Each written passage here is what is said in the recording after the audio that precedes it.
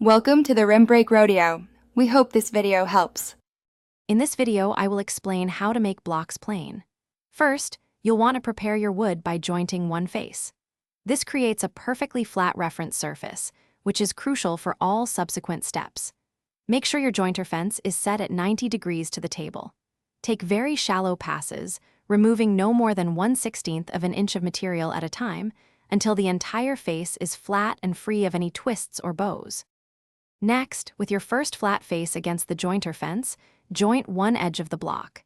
This step is vital for establishing a truly square corner.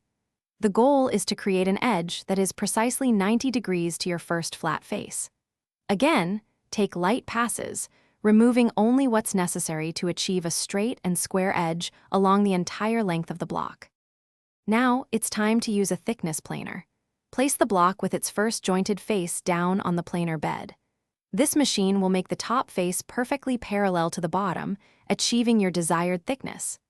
Adjust the planer for small cuts, usually around 1/32 of an inch per pass, to prevent tear out and ensure a smooth finish.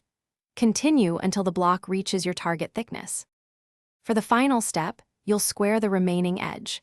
The most common method is to rip it on a table saw, using your previously jointed edge against the fence. This ensures the final edge is perfectly parallel to its opposite. Alternatively, you can return to the jointer and carefully joint the final edge, maintaining the squareness established in earlier steps.